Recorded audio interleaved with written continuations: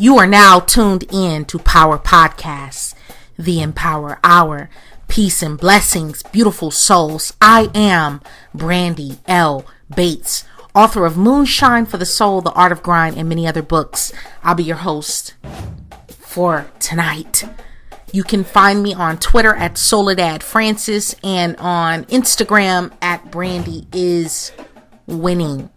Most of these podcasts can be found archived on YouTube, hashtag Power Podcasts, but please listen to them while they still have all of their spirit and vitality by subscribing to us on iTunes, Spotify, SoundCloud, and or brandybates.podomatic.com.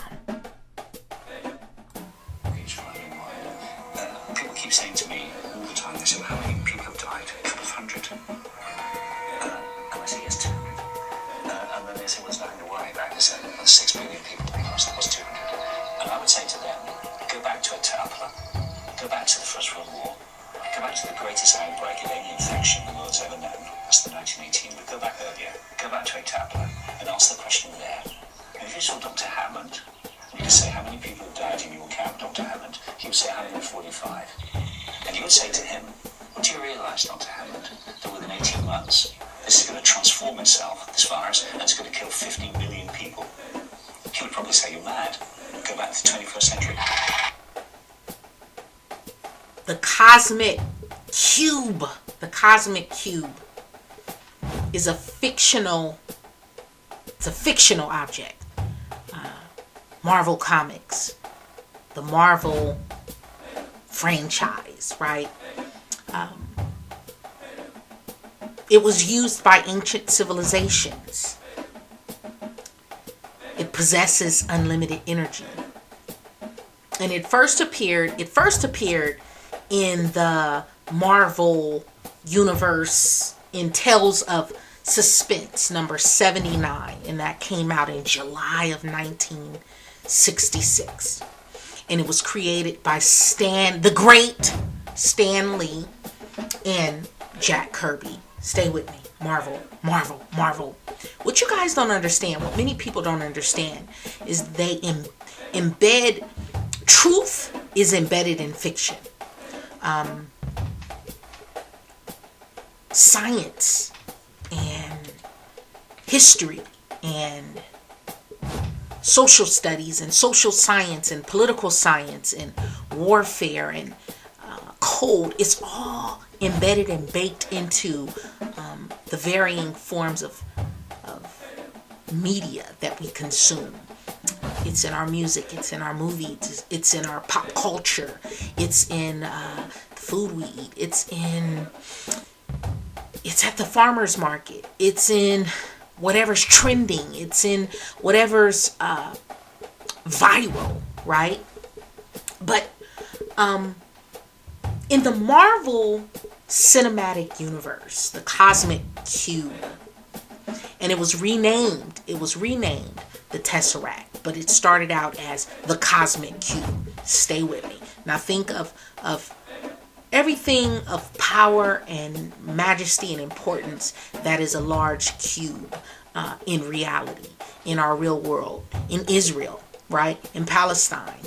Think of the D-Wave computer, the large onyx colored cube, right? But the cosmic cube contains the space stone, and that's one of the fictional universe's infinity stones. So if you're completely lost, just understand these are metaphors and similes and comparisons to the movie franchise of Marvel and Thanos, right? And the Avengers and Thor and the Black Panther and so forth and so on. And I'm on this because I'm a boy mom, right? I'm a boy mom and I can't escape Marvel. I haven't been able to escape Marvel in almost 20 years, but Tesseract, I'm going somewhere, I promise. The Tesseract, again, also known as the Cube, okay? the Tesseract, the cube, is a crystalline, cube-shaped containment vessel for the space stone. And this is one of the 6 infinity stones that predate the universe, according to the legend, and possesses unlimited energy. It is unlimited, unbound, no bounds, no limits, right? A little bit like you. But in Avengers Infinity War, the movie, the Tesseract was destroyed by Thanos. Spoiler alert, sorry. But it's destroyed in order to retrieve what was known as the Space Stone. Okay? So also, again, the Marvel franchise, in an alternate timeline created when the Avengers returned to 2012, Loki, Thor's brother, escaped custody. He was going to prison. He was being, he was a bad guy. He escaped using the Tesseract. So it remains active. All right. So the Tesseract, again, Marvel, sci-fi, fiction, is one of the most powerful artifacts in the universe. It is a model. It is a shadow. It is a image of the real Tesseract, which is an actual entity in physics, and but it holds great power. And in one of the Marvel movies, Black Widow tells Bruce Banner, the Hulk, that it has the power to wipe out the entire planet. Stay with me, I'm going somewhere. This is like a lot of information. Gonna try to squeeze it into what I'm trying to get across. But the most powerful Infinity Stone is reality. Okay? The reason the reality stone is the most powerful is that it can change reality as well. Time, soul, space, mind, and power.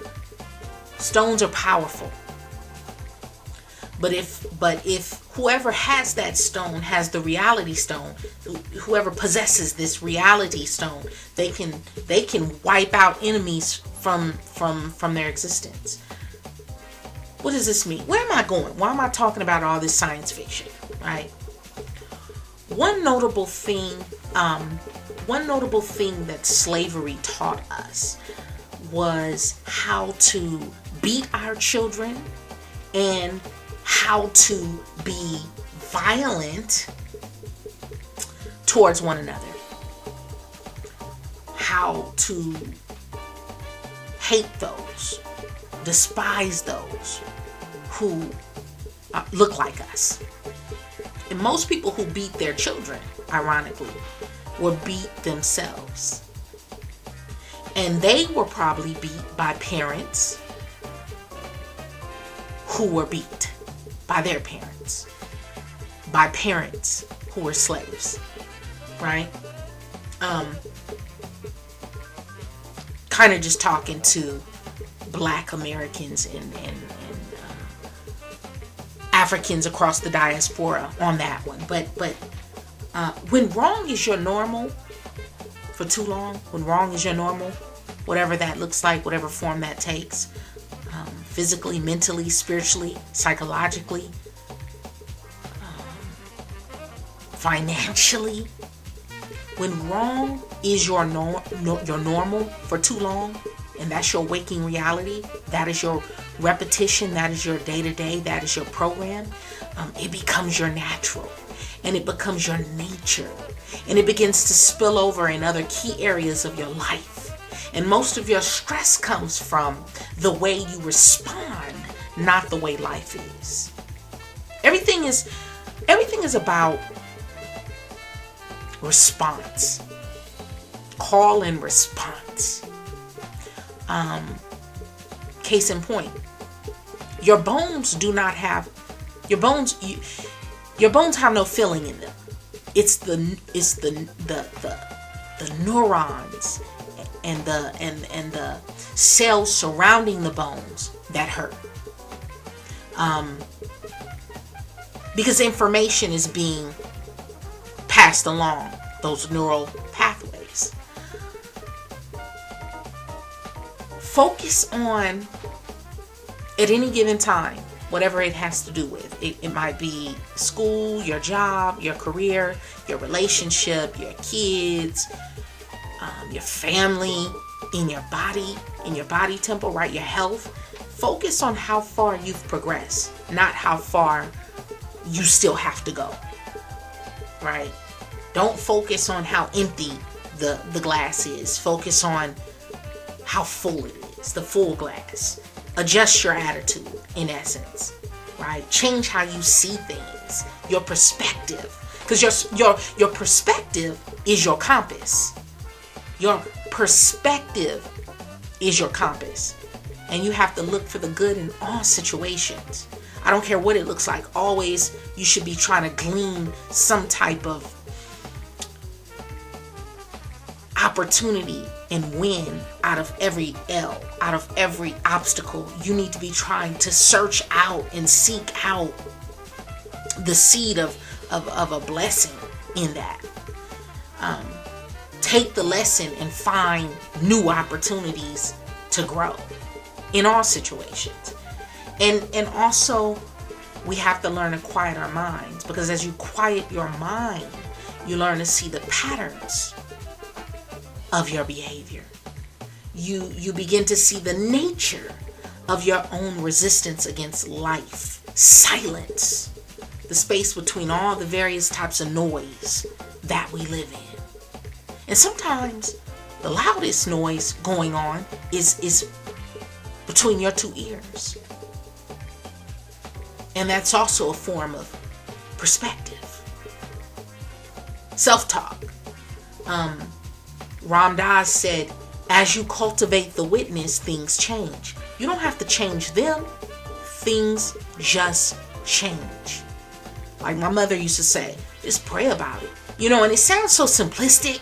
It sounds so simplistic and just, that shit don't work, right? But no, really, pray about it until something changes. Because the prayer is not necessarily what's changing the situation. The prayer is activating something within you that is changing your perspective and changing how you look at the situation. Sometimes you're not going to win. But if you look at it differently and pull out the opportunity out of it, then now, okay, that's how you start to convert fuel into energy. It's like the concept of inception. To plant a seed of an idea in someone's mind, right? You ask them to just not think about a particular thing at all. So for instance, let's say I ask you to do not think about purple Skittles. Do not taste them. Do not imagine what they look like. Purple Skittles. Purple Skittles. Do not think about sharks. Don't think about sharks. No sharks. So now what are you thinking about? Right? Purple Skittles and sharks. Some of you are thinking of purple sharks and hella Skittles, right? But we are a byproduct of a rock floating through the cosmos. At any given time, we're occupying 2 to 3 different worlds. When you go to sleep, you're occupying the dream world. Excuse me. At any given time, you're occupying past, the present, and the future. Everything of great importance travels airborne. Ideas, memes, viruses, pandemics, Wi-Fi, chemtrails, 5G, microbes, pathogens, vibrational frequencies. And we're all victims of a system that has been set up to make us a product, to make you a product. Something to be packaged and commoditized, valued, devalued. And in many ways, many of us have bought into this notion. We've subscribed to this idea of this matrix, of this system, of this socioeconomic, prison industrial, technological, all of this shit is knit together. And otherwise, like, why do you get up? You might think, that's not me. But why do you get up and go to work every morning? Why do you bust your ass for currency for most of your waking hours? When you think about how much time you spend sleeping, how much time you spend working, how much time you spend commuting, how much time you spend just for inner work, right? Most of your waking hours are spent making a living, earning income, right? Currency, money. Because at the end of the day, we're all just trying to put food on the table, whatever that looks like for you. And if not, why not walk out on faith? People say, we're spirit beings having a human experience. And that's true. But since you're spirit being, why not walk out on faith?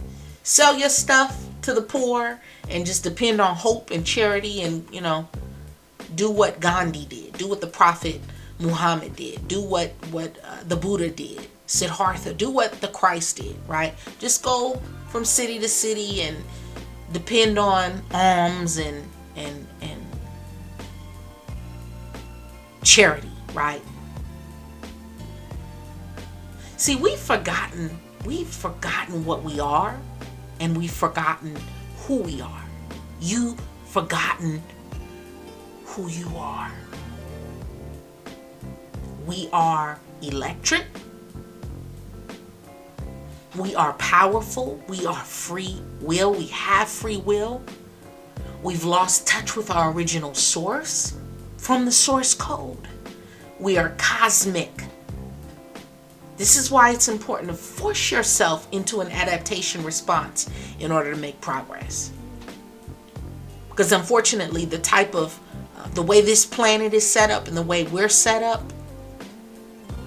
we only work, we grow through pain. We grow through resistance. And you've got to be willing to go 100 times deeper. You've heard of 10x, 10x that thing, 10x your work ethic, 10x your efforts, 10x, hammer the phones, hammer your studying, hammer your go ham at the gym, right? I'm saying you've got to be willing to go 100 times deeper. High definition. You've got to be willing to go 100 times deeper into the science, into the philosophy of whatever it is you're trying to do, whatever it is you're trying to be, whatever it is you're trying to have and accomplish and achieve, whatever your industry or your line of work is. Again, if you just buy into the whole, spirit stuff, why do we have to eat food? Namely, organic food, right? Either grown from soil or on a tree. We can't live on lab, genetically modified, lab produced sustenance. Because fruits and vegetables are a form of fuel, a form of currency and energy, packed and powered with information from the sun, again, from the cosmos. I promise please stay with me. So I say all this to say, food is information. Food is fuel, right? Everything we're made of and everything we know comes from the cosmos. And because the cosmos is the original algorithm, everything in creation works in a system of cycles. That's why we have a system of seasons, right? Some places more than others. Summer, fall, autumn, winter, spring, summer, fall, autumn, winter, spring, so forth and so on. And it's like this year in and year out. All women, anyone born with a uterus, knows every month after a certain age you have a cycle, and it does the same thing every month, year in and year out, month in and month out. But I'm saying this to say this is happening on all levels. It's happening in your life. We go through cycles in our lives where we're interested in certain things, and that may wax and wane. You go through cycles of success and failure, being empowered and being depleted. System of cycles. And anything that feeds you, you must feed it. And somehow we've lost sight of that. We think that you can just take and never reinvest and never pour back in. And you're again gonna get out of anything what you put in. So if you're not putting in on it, don't wonder why shit ain't coming out. Because it can't come out if you didn't put anything in. Whatever you invest in most is what will most invest in you. See, the whole idea and notion of like just giving and giving and giving and never receiving, it's unsustainable. In all ways, on all levels of life, in all forms, in any cycle, in any system, it cannot stand. There has to be reciprocity of give and take. And the future is inside of us. It's computational, it's programmable, it's ancient. Stay with me. How do I know this? How do you value the people and things you've been given? How do you value? Do you leave things and people better than you found them? Or are you a drain? Are you a funnel or an elevator? And that's what you gotta be real within yourself first. The cosmos, though, the cosmos is the master source code embedded within original algorithm. And this contains all possibility and all dimensions and all timelines. At the highest level, we call it quantum physics. We call it alternate realities. And more, we're seeing this become a reality in our culture. But as we evolve, as our technology evolves, as our thinking expands, the continuum expands in all directions and varying possibility.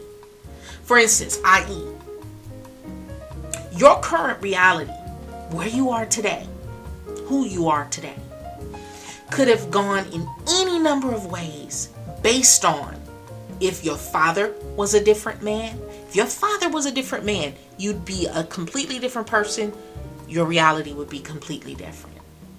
If you'd attended different schools in better neighborhoods or worse neighborhoods, or had a different upbringing altogether, based on you growing up in an era of supercomputers and Wi-Fi versus, say, folks who lived during the time of the bubonic plague versus those who lived during 1918 during the flu pandemic of 1918, or those who lived during the roaring 20s, right? Or those who lived during the 1800s or the 1400s. Your reality is different based on that. And so, speaking of plague, Speaking of plague, do you realize more people worldwide, globally, die of viral infections, virus and viral infections, than from all the wars in the world in the 20th century? In the 20th century, the virus is humanity's natural predator. And it's just something to think about during the era of the coronavirus, right? Something invisible to the human eye. You can't see it, you can't taste it, you can't touch it, yet capable of catastrophic death tolls. And that's why I say the most powerful things are invisible. The most powerful things, we can't see them. We can't see the most powerful things. But it's an elegant life form, the virus. The virus. The virus species. It's a powerful nation. It's programmed genetic code whose only purpose is to replicate and reproduce. And it causes more damage in the human body than any man-made weapon.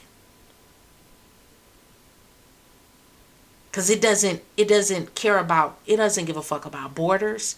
It doesn't discriminate between rich and poor, or man and woman, or Democrat and Republican, or conservative and liberal. It doesn't care if you're black, brown, orange, yellow, purple, pink, genderless, LGBTQ, X, Y, and Z. It does not care who you are. You can get all the smoke, right? And viruses, they are the most diverse life form. Humanity's natural predator. And yet mankind is a virus on planet Earth. And we don't like to talk about that. That we are a virus on the planet. And yet we are extensions of the cosmos. All the things we're manifesting, all the things you're manifesting, building, designing, everything we're creating for ourselves is a part of the original and ancient source code. Because the future is here. The future is now, baby. It exists in your neural network. It exists in our everyday waking reality. It's in the building. Do you hear me? The future is in the building.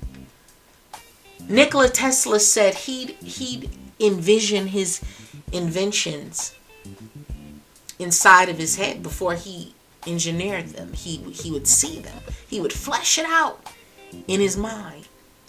Wayne Gretzky said he would envision all the possible ways the hockey puck could move on the ice in advance in his head. Jerry Rice, the great Jerry Rice, NFL, he says he could imagine all the ways the football could land in his hands from every angle on the field. That's a visionary, do you hear me? He's like, I wasn't born with anything spectacular, but I saw it in my mind's eye. This is what he said, okay? And he would do this in his sleep, in his bedroom, in the darkness of night. He would imagine all the possible ways he could catch the football. Same with Kobe Bryant. Same with NASA astronauts. All tell stories of envisioning and seeing the vision, doing the simulation in their mind's eye. The future is internal, and the future lives within you.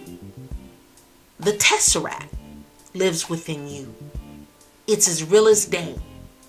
But the average man, the average woman have no idea that they're giving you your history and future in the form of sci-fi. Every mathematical formula, every code, every design and patent that we need to engineer everything from a rocket to a robot to apps to driverless cars already exist and live. They are already here. They're already here. They're already here. I always say the technology that brought us Wi-Fi, the technology that brought us Uber and Google and Tesla and Airbnb, Amazon, and the technology for satellites and the math behind the pyramids of Giza, all from the same source, and it's both ancient and futuristic. It all comes from the same source code and is simultaneously occupying the ancient world, the present, and the future all at one time. And I know that's not easy to wrap your mind around, because we've been taught to believe that this is like what you see right now is all that exists. That's why it's difficult for people to understand the paranormal. It's difficult for people to understand the spirit realm, because they only believe in what they see. But we just demonstrated that the virus, which is invisible, you cannot see it. You can see it under a microscope, but for the most part, you cannot see it with the human eye. Yet it is your most powerful and potent foe. So you got to get out of the mindset that you don't believe in shit because you don't see it.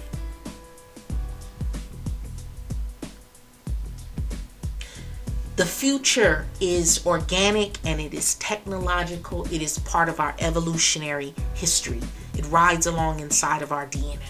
And the deeper you go into yourself, the more you'll find of the future. Like coincidences, synchronicities, serendipity, all of those are signs from the universe, from the cosmos, that you are on your true path. For some of us, it's angel numbers, right? For some of us, you keep running into the same situation with different people on different occasions at different times in your life, but it will be the same, essentially the same lesson.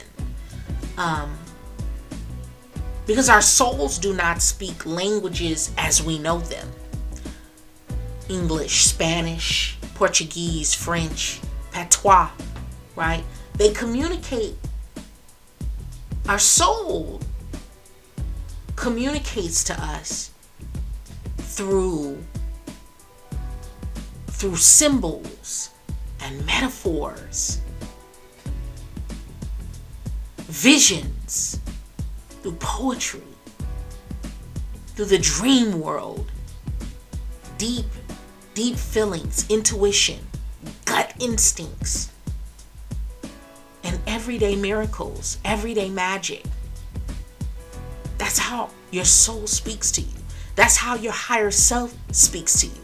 It's not going to come to you in this crystal clear voice like, yo, you need to. No, it's not going to come to you that way.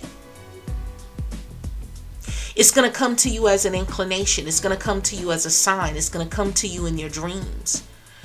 It's going to come to you. It's going to recur. It's going to be recurring. It's going to recur over the course of your life, during different seasons and different cycles. And when we don't understand it, we call it mental illness, because we don't understand it. And that's why it's important to meditate, because meditation is hanging out with your soul. Where your soul is, there you will find your treasure. And in many ways, the future is a destination to the self. At any given time, you're rubbing up against the fabric of where you're headed. We go the direction we face, and we face the direction we design. And that's why sometimes it's really difficult for visionaries, because as a visionary, you see the future. You feel it, you taste it, you intrinsically know that it's real and it's right on the tip, it's on the edge. But what happens is your waking reality doesn't match what you're seeing in your mind's eye.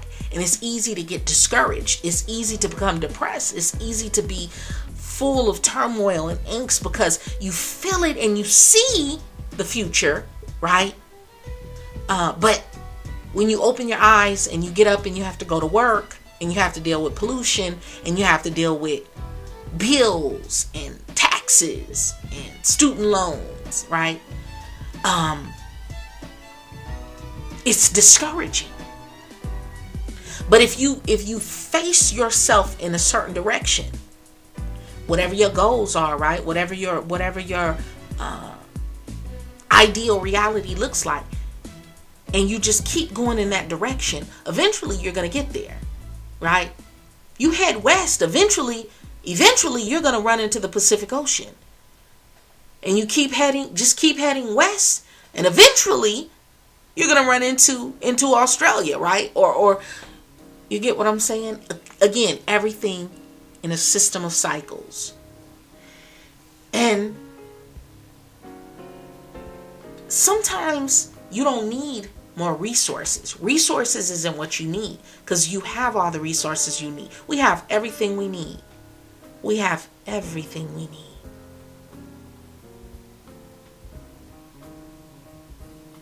You need better direction. You need guidance. It's always a fight against an invisible enemy.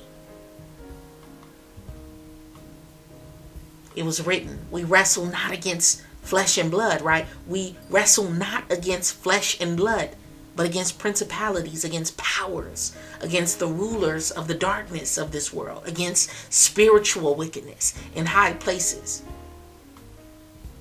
And it manifests. It manifests as other things, physical things. But it started somewhere else. The spirit of it. 52 books a year. 52 books a year. 52 books a year. That's how many books the average successful CEO reads. Because garbage in, garbage out. Information in, information out. Intel in, intel out. Imagine where you would be if you knew what the stock market was about to do in the next 5 to 10 years. Imagine if you had, that's why I love the movie Back to the Future. Imagine if you had a book that said all of the winning lottery numbers for the next 7 years. You had a book of every single winning lottery number for the next 7 years, each and every week for the next 7 years. And you played those numbers. Imagine how you could enrich yourself, right? Books are the same way in many ways. CEOs understand that we're programmable beings, right? We're talking about the head and not the tail. We're talking about leaders. We're talking about leaders of industry. We're talking about those who build and provide jobs, right?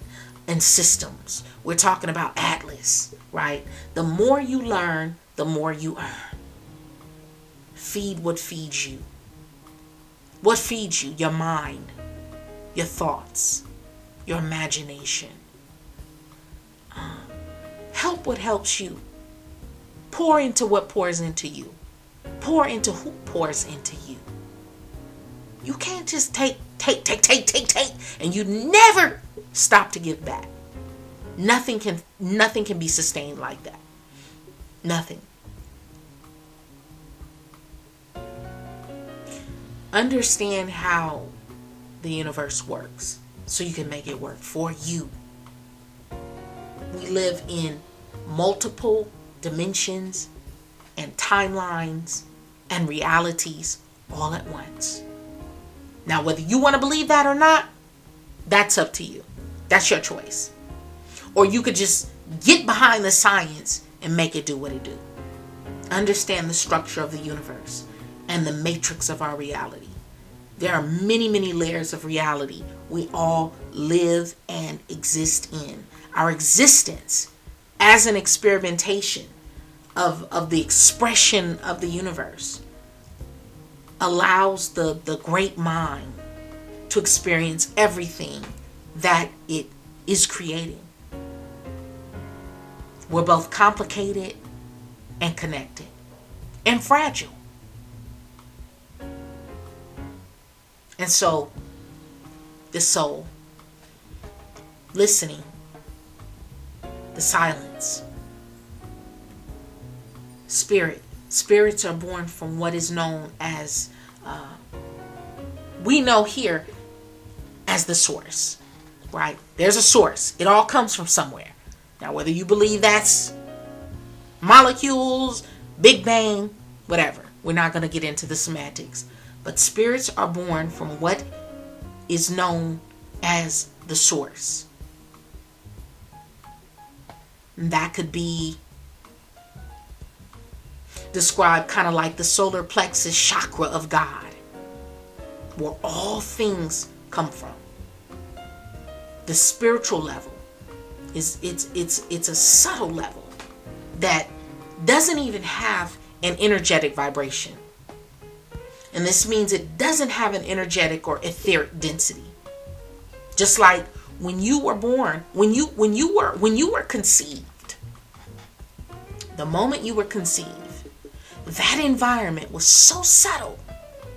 You were so microscopic in your embryonic stages. And ideas and energy, it all kind of fits in the same family. Tiny, invisible, microscopic, and yet powerful.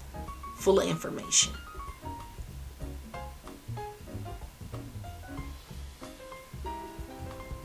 And ironically, again, this is where ideas come from. Some people call it heaven, right? The spirit realm, paradise, the universe, infinite intelligence. Again, don't get caught up on the names. Don't get caught up on the ism. Get the meat of it. Get the message. There are things in and out of your control. In and out of our control. Work ethic is learned. Just about everything is learned. Helplessness is learned. Victimhood is learned. Confidence is learned. Every day you learn, you increase your value. The great Robin Sharma wrote, "To play small is disrespectful to your genius." Why are you disrespecting your genius? Tesseract. You have to get to the point where you're motivated by the future you. So he or she gets to live the life he or she deserves. And some of the toughest battles you will ever face in this life are between current you, old you, and future you. In the future, we will have digitally augmented bodies. Many of us depend today on Alexa and Siri, but in the near future, I'm telling you, we'll be totally digitized. And the most powerful thing you can be right now is patient while things are unfolding. While things are unfolding in your life, while things are unfolding in your career, while things are unfolding in your creative imagination, while things are unfolding for you financially, while things are unfolding for you in your love life, while things are unfolding for you physically and mentally and psychologically and spiritually. You got to get that right first, and you have to be patient during the process. You have to be patient during the gestational period. There is sacred energy guiding you. There is sacred energy guiding you. And when your back is against the wall, learn to call on the ancestors. Call on your ancestral mothers. They may be gone physically, but they still hear you. They still see you. They're still with you. The ancestors are always with us. Always with us. And they sometimes they come to visit in the dream world, and they communicate in the dream world. But your digital twin will become more and more concrete in the future. We have our online and offline personalities. Because we're in the photonic era. Everyone just about has an email. Electronic mail. More so than physical paper mail. Now more people pay bills and do more, exchanging of money digitally, online. Sliding a card. Inserting a chip. Most of us correspond mostly via the black mirror. The screen. Many of us we have a desktop, we have a tablet, we have a smartphone, we have a smartwatch, some type of wearable technology, right? All these black mirrors. The mirror world. The mirror world. More and more, we'll begin to tap into time manipulation. Information will be a destination, an adventure, a journey, an expedition. And yet people will continue to be stupid and continue to do stupid things in terrible situations. But not you. Not you. You're carrying around a supercomputer in your pocket. A handheld quantum computer. So you cannot ever say that you don't have access to the information, or that no one told you, or that you didn't know. You don't know. Because most people are carrying around a supercomputer.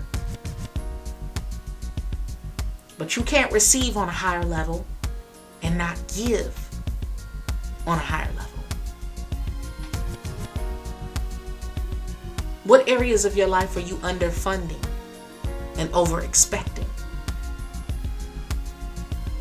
Because sometimes we really have to do the inner work and look within and check ourselves first. Remember Tesseract. The Tesseract can open rifts through space. And the Tesseract lives within you. Thank you so much for listening. Do me a favor, when you get finished listening to this, go wash your hands. This thing is real. I think we're in for a real ride with this current pandemic going on. So wash your hands, stay safe, stay healthy, and I will talk to you next week. Peace.